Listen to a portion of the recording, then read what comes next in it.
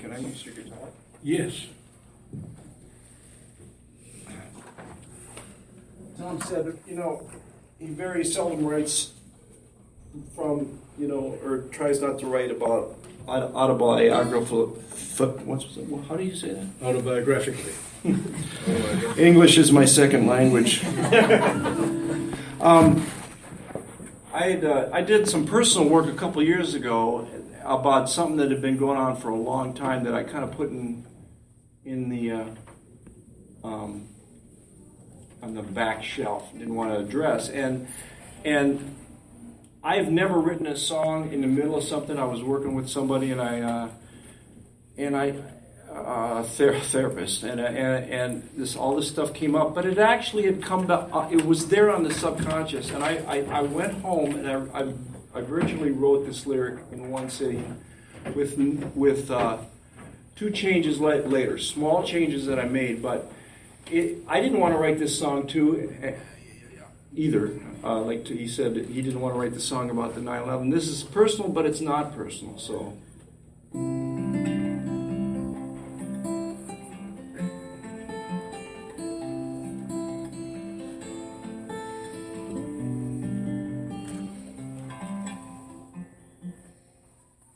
Started out so innocent,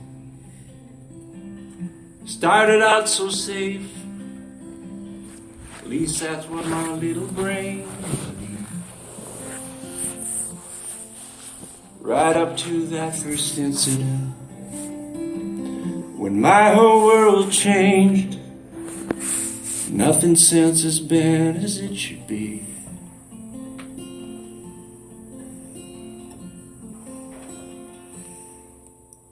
You're the one who held the power, the one who made the rules. You're the one that we all looked up to.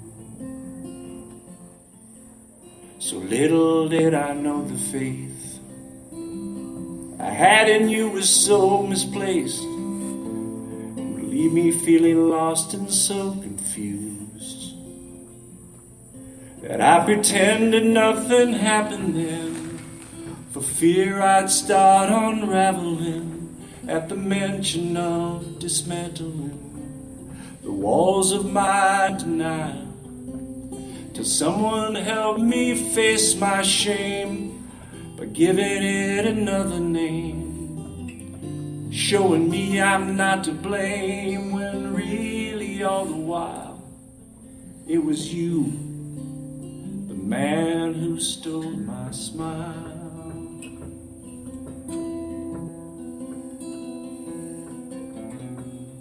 It's amazing what a kid can do, the things they can invent just to survive. That's how I stayed protected. But all those tools I've learned to use, I can never use again if I'm to be truly resurrected.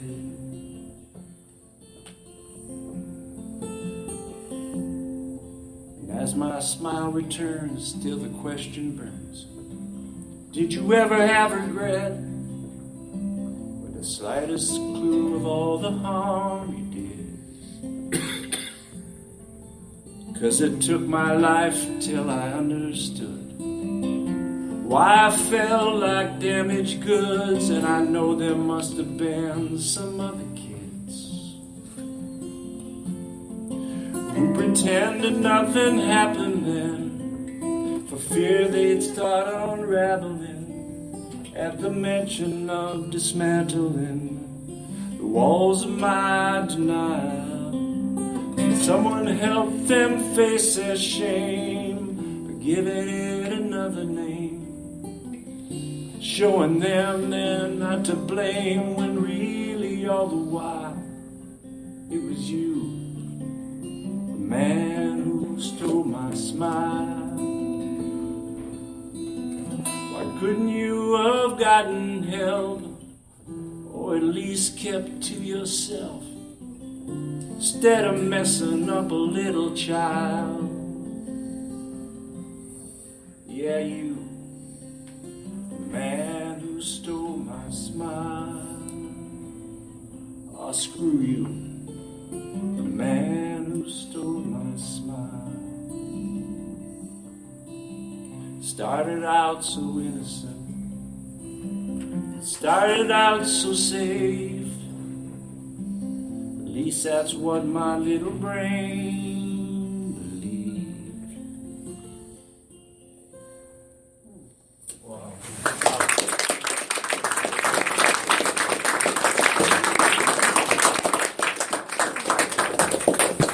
So the lesson I take from that song, and that I suggest you take from that song, is let it all hang out. Don't hold back. Don't hold back, and write the kinds of songs you like to hear. I don't know if I'd like to hear that one. I like to hear that one. Yeah, but a lot of people need to hear it. That's the thing.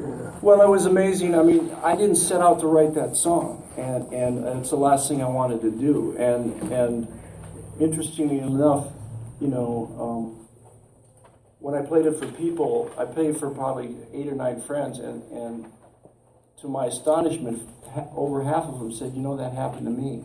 And half of those said, you know what, that happened to me. And I never told anybody. Because I had the belief that it was my fault, that I did something to create it, you know. Until this woman said, you know, our brains don't fully develop until you're 20. And I changed that one word to my little brain. Now, my brain hasn't quite developed yet. And I'm 60-something. But that's where the rewriting comes. Change one word to my little brain. And you know, Beautiful Fool. When I hear Beautiful Fool, I remember that. Don's younger than me. I remember when Walter Cronkite, you know, he just, you know, I feel that. I feel that all again. It's just a masterpiece. You know, so.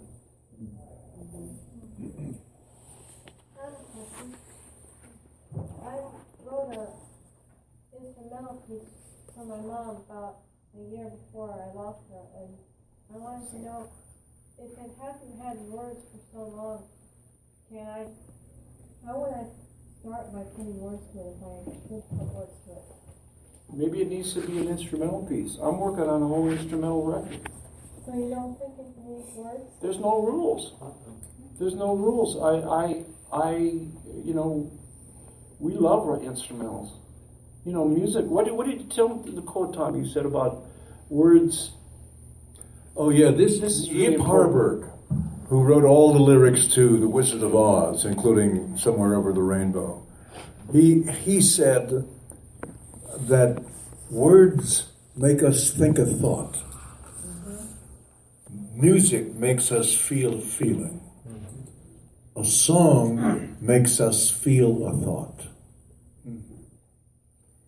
That's what's so special about songs. Yeah. The thoughts that we feel.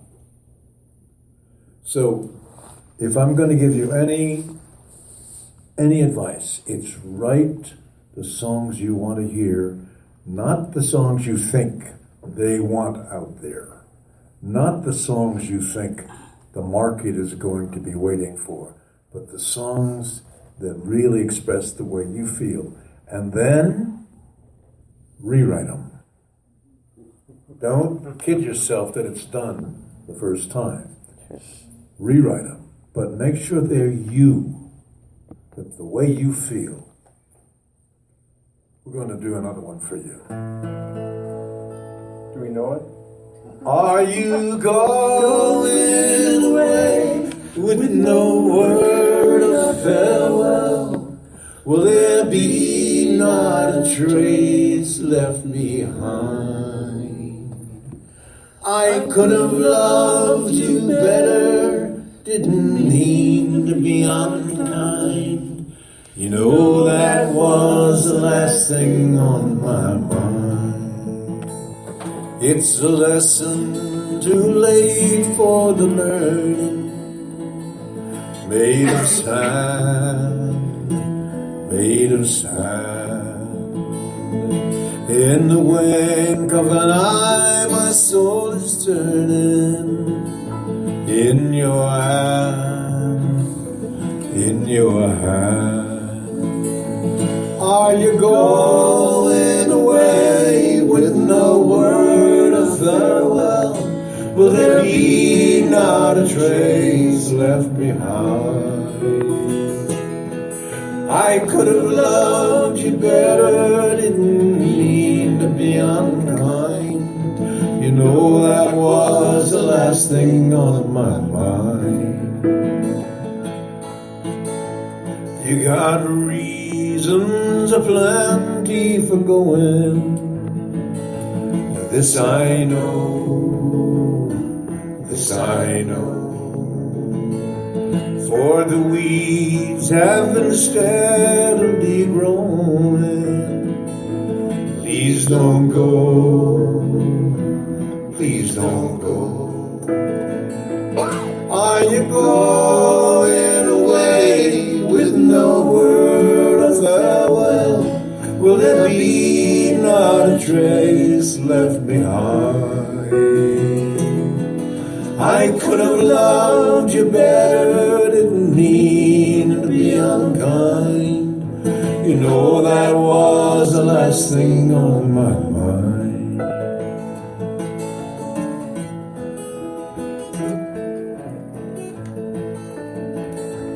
As we walk, all my thoughts keep a tumbling round and round, round and round.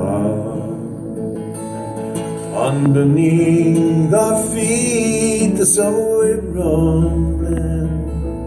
Underground, underground. Are you going away with no word of farewell? Will there be not a trace left behind? I could have loved you better, didn't mean to be unkind. You know that was the last thing on my mind.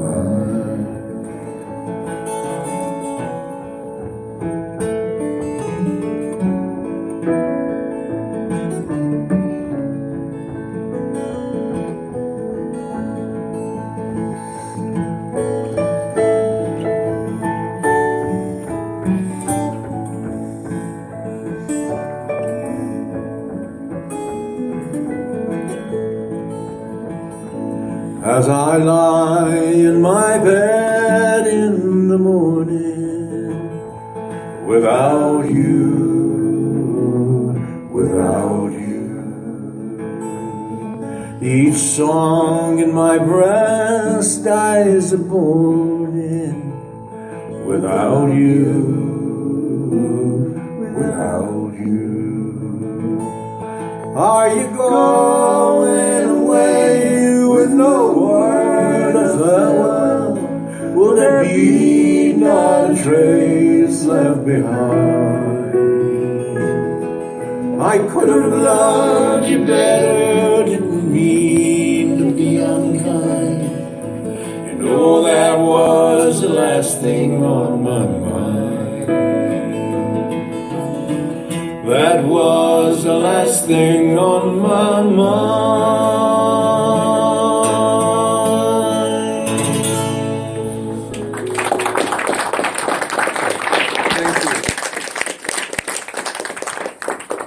Now, we haven't done this song in a long time. This is on a...